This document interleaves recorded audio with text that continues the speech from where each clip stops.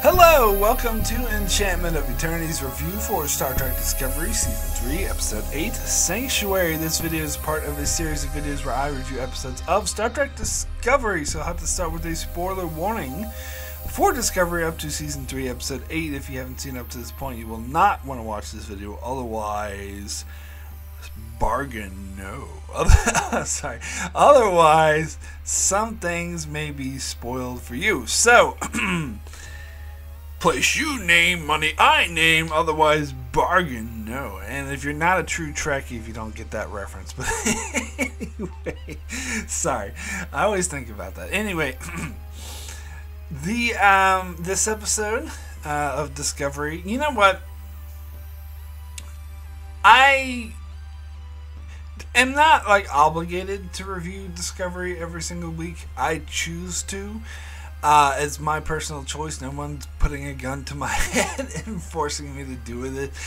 And in fact, I'm sure some of my viewers think it, don't even bother with these videos and thinks it's a waste of time. But others do appreciate this. But either way, this is my decision to do it. I don't have to keep doing it. But I feel, just personally, I feel like if I miss an episode that I feel like I'm incomplete. Maybe it's like OCD or something, or the completist in me. I feel like I set out and I had a plan to review every episode of Discovery as it airs, ever since the show started, by the way. And so I feel like I should stick to that. But if I'm going to be perfectly honest, there's some weeks, and throughout all 3 seasons run, where I really don't feel like it, where it does feel more like an obligation to review the episode rather than something that I want to do. Now, doesn't happen when it's necessarily a very bad episode. In fact, if it is a bad episode, I'm more inclined to want to talk about it because I want to talk about how much I hated the episode and all the issues with it. But it's more of what I don't really have much to say about it. And I think that most certainly is the case with this episode. This episode was fine. It was fine. It didn't really stand out to me in either direction. It wasn't terrible. It wasn't great. It was just more of the same.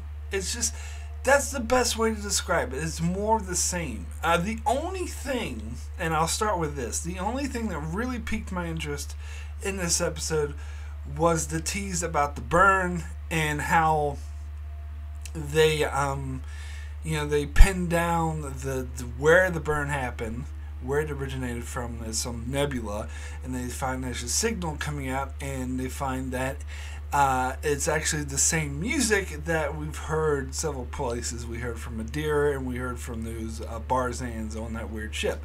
Now, I do think it's a tad bit cheesy that this music is somehow involved in the burn. It kind of reminds me of that Deep Space Nine episode, what's it called? The 3rd season one with Dax, where she hears the music and apparently is hinting at there's this host that's been hidden from her because the host killed someone or something.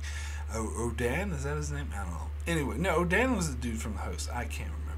But I'm really losing my track cred here, but it's more of a brain fart, I assure you. But anyway, doesn't matter. Equilibrium is the name of the episode. There we go. It regained some of my cred. Regardless, it reminds me of that, and I didn't like that. Like, I didn't hate that episode as much as some people did. Like, I thought it was fine, just like this episode. But that aspect of using the music to hint at something deeper, greater, I thought was dumb. And I kind of think that's dumb here now. But I'm willing to go with them. Like, if they do something, like, I haven't passed judgment yet, this sucks. I will say I'm uneasy. I'm weary about it. I'll say that. But they could do something with it to make it interesting. Like, it doesn't... Like, it's not a done deal that this is a stupid thing. They could do something interesting with it, so I'm willing to hear them out.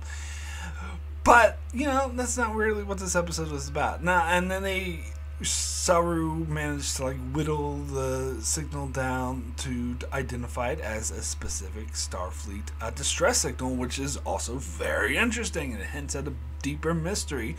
And Stamets and Adira are like, okay, well, we can wheel down the signal and figure out exactly what ship's coming from. Oh, it won't take us very long. Well, apparently it took them longer than the fucking episode because they didn't do it in this episode, and that irritated me.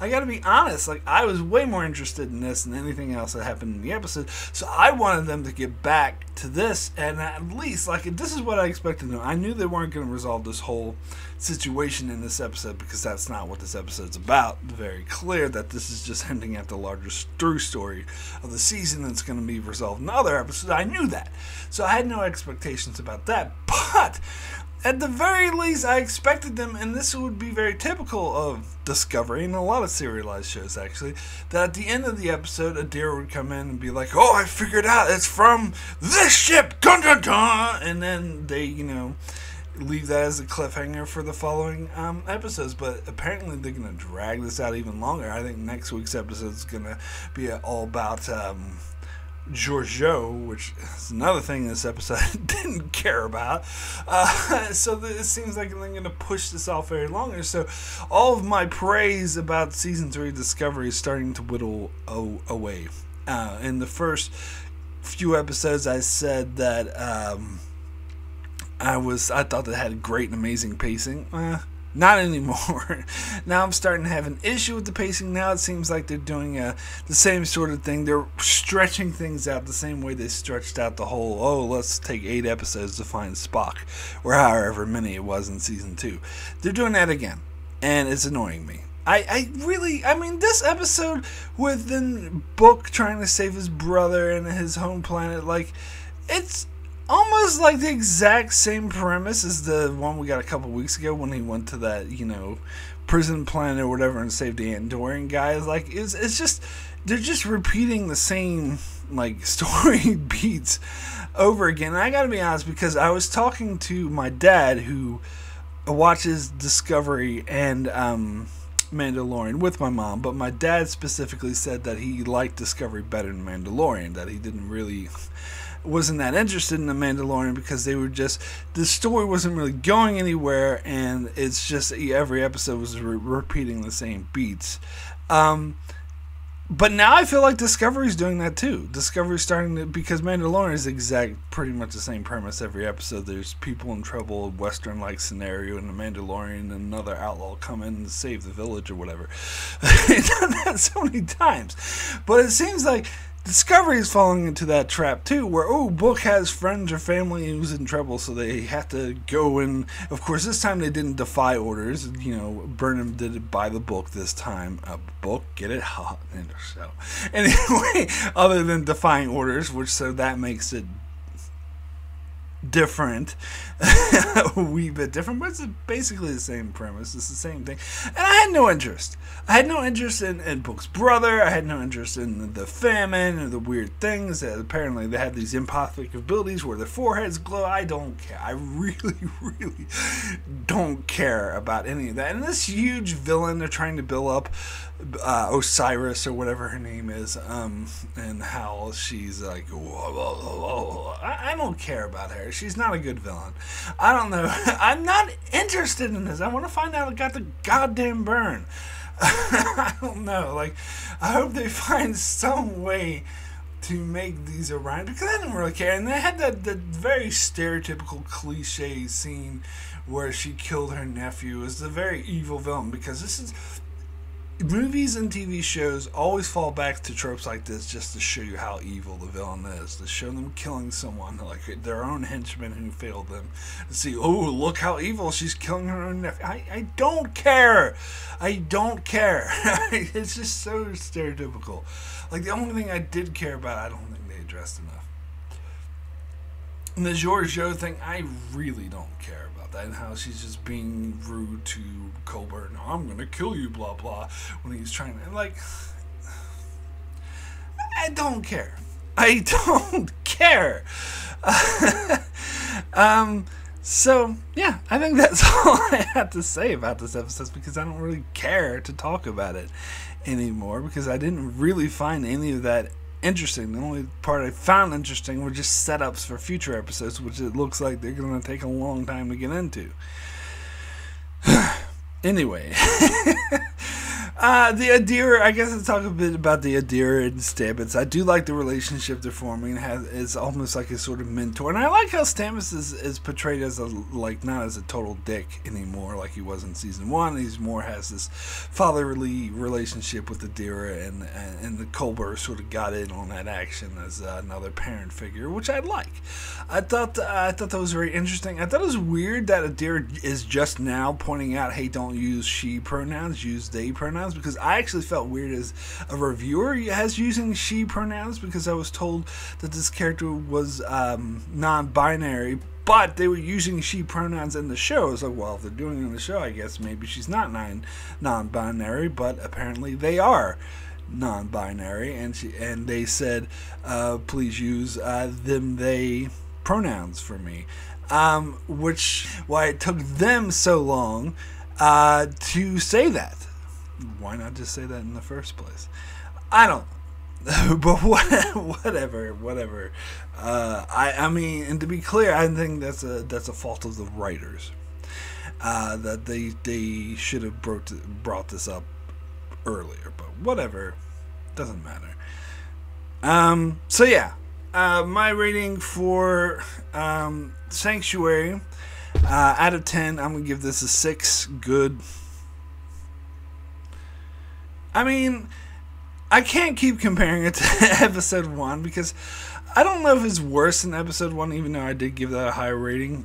I don't know if it's better either because episode 1 did have more things that bothered me, but it also had more things that I found interesting, where this just seemed like another cliche Discovery episode. It's like, this is the Discovery episode. Oh!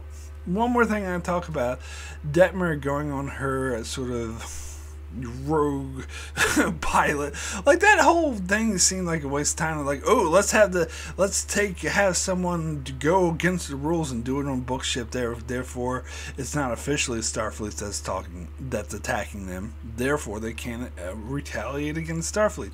But she doesn't give a fuck, though, Cyrus or whatever character. She's gonna retaliate. She's like, oh, you Federation fucked up here are gonna retaliate against all the Federation.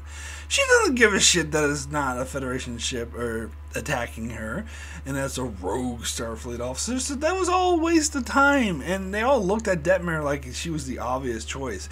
Like, before they said who it was that going to do it, they were all like, ooh, see, it's obvious it's going to be Detmer. I was like, is it though? Not obvious to me. I had no idea who the fuck Tilly was talking about. And don't get me started on this whole Tilly being the first officer thing. I addressed that in the previous episode, and I've heard a ton of excuses. Like, well, maybe it does make sense in this fact. No! No! It makes no sense! None! Zero! Absolutely zero sense! I will never accept it! Anyway, none! No excuses! It's dumb! Anyway, so that's all I gotta say about Tilly being first officer. And so that's it for my review of Sanctuary. I shall be back. I will be back next week to cover the next episode of Discovery, which looks like it's not going to be all that interesting either. But hopefully I'll have more desire to talk about that episode. Anyway, thanks so much for watching. Be sure to check out my channel as I continue to cover Star Trek Discovery, other Star Trek stuff all across the universe, and other shows like The Expanse, Breaking Bad, and The Outer Limits. So be sure to subscribe so you can keep up with all of that. And thanks a lot for watching.